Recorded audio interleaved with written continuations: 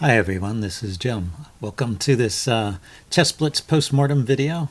This is a postmortem of my Blitz chess game number 49, where I played the English opening, and we went into a reverse Sicilian setup. So let's take a look at that with the opening book. c4, e5, knight c3, knight f6, all very standard. g3, that's what I've been playing lately in response to this reverse Sicilian setup with the pawn there. And let's see, what does the computer say? Knight f3, it recommends. And for some reason, I never think to play knight f3. And actually, knight f3 is recommended at several points later, too. This pawn push always annoys me, but I guess the knight from f3 can go to d4, and it's got a perfectly good home, and you can sort of counterattack the advanced e-pawn later. So one of these days, I'll have to try that out. Maybe next time I'm in this setup, I'll try a early knight f3 and see how I do. So I continue, again, avoiding knight f3 and playing bishop g2. And he goes bishop b4, and we're pretty much after my next move out of opening book, queen c2. So let's go to the notation page. I'm going to leave the engine off. We can do some tactical quizzes here without the engine giving away the answer. So let's see how it plays. First of all, I did check it out with the engine, and it thinks black is doing fine through most of this, except here. So there's a missed opportunity here. It's one of those reminders that you should always be alert. You don't even need to pause the video. You should have seen it by now. That since I've given you the clue that white has a good move here, you should have noticed that this e-pawn is hanging. So I could have just taken that, and that would have been good. Computer recommends queen takes there, check, bishop d6 to stop the check, and then maybe you need to do something about this pawn, but basically you're a pawn up, and you haven't even contorted your position too far to win it. So definitely I should have grabbed that pawn. Instead, I was thinking about other things, and actually d3 was given as a good move. It's just it was the second best move in that position. So it makes sense. If there weren't other tactical opportunities, it's a logical move to play, shoring up the c-pawn here. And he pushes on with d4. Castle, and I close up the position with e4. The computer was not a fan of that move. Again, I just didn't want to develop my knight to f3 and have this guy come in. If I were to develop my knight here, pawn to e4 I can take, and then the knight can take back because my knight is blocking the bishop. And the knight hits my queen from that square, so I don't have time to do some clever discovery. So I thought that would have been fine for black, but maybe I should have played that. The other way to try playing here is the move e3, undermining the center, and knight e2, which I've played systems like that before. Okay, but I went with closing up the center, and now the computer thinks maybe c5 is not the best, but still thinks black is slightly better through most of this. I'm not sure why black is better. It's kind of closed, and white has the two bishops. I would rate it as about even. The outcome is still to be decided in the subsequent moves. But the computer thinks black is doing fine, at least even, and possibly better. And so we start our respective operations. I'm operating on the king side, and my opponent is operating on the queen side. And we're getting up to one of these critical moments here. And I guess right around here, there's a very interesting opportunity that black has, and he didn't play. So I might want to think about this position. Well, let's set it up where it's black's turn to move. Say here. It could happen here or here even. In either of these two positions, black has a move that he didn't play. Take a look at it in this position. It's black's turn here. So instead of b5, what would you play as black here? It's not, a super immediate tactic. It's just an interesting idea.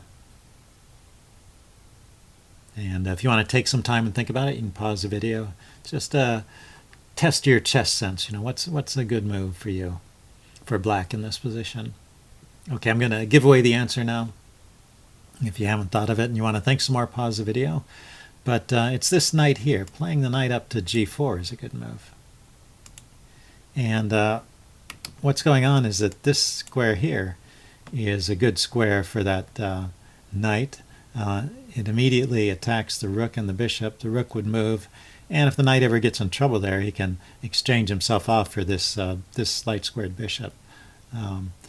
So this shows when I placed my queen here and blocked my bishop, it kind of created this weakness. If my queen was on a different square, for example, if it was on e2 or f2, then the knight comes here, I can take with the bishop, pawn takes, queen takes, and I get a pawn. So the knight's not coming in here. It's because my queen is blocking my bishop that this opportunity exists.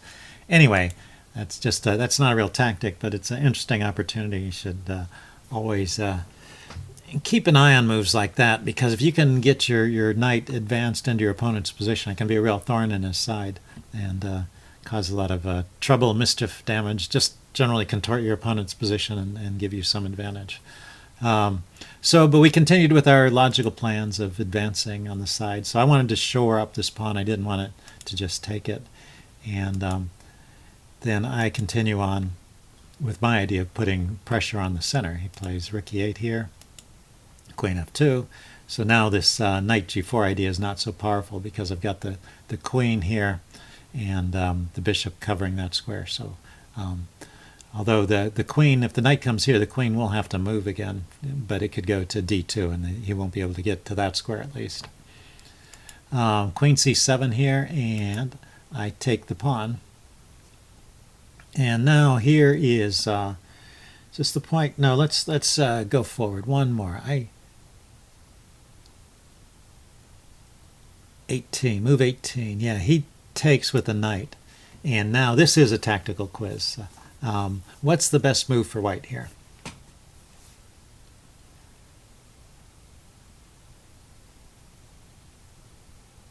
Okay, pause the video if you want some time to think about it. This is kind of a two-move tactic, worth searching for and seeing if you can spot it. I'll tell you what I played here, and that was bishop f4, making a pin on this knight, and that was not the best move. Let's back up. The best move is to take the knight, and so that's what you should have been. That's what your answer should have been.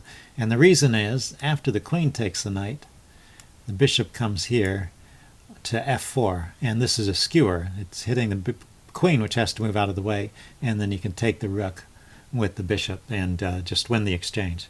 So this is a case where the skewer is mightier than the pin, and the way I played it, he takes, and then I pin the knight with bishop f4, thinking that if he takes here, which he did take, then eventually I get the skewer because the queen has to move out of the way and they take the rook. But black has a defense here, so think about this. See if you can find the defense for black.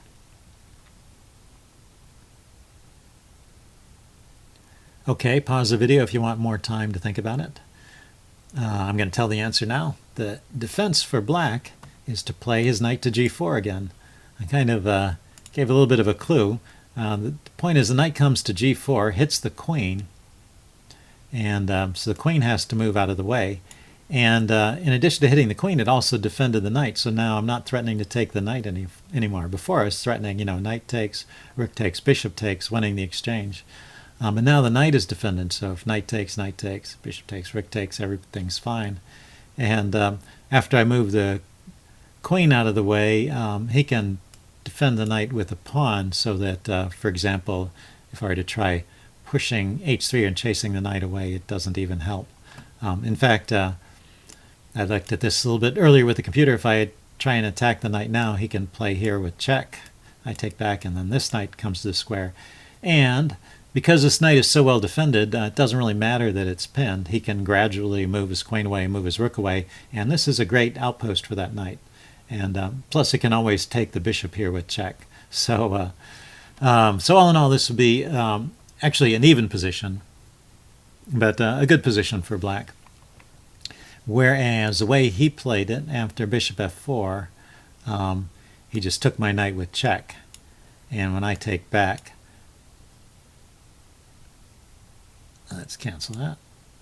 Knight takes f3, queen takes f3, sorry. Yeah, I took with the queen because I wanted to keep the pressure on this file here. And after that, now I have the skewer again. So the bishop there is skewering, let's erase this line. The bishop is skewering the queen and the rook. Queen has to move out of the way, and I get at least the rook. So he moves the queen out of the way. I take the rook, and he takes back the wrong way. How would you take back here?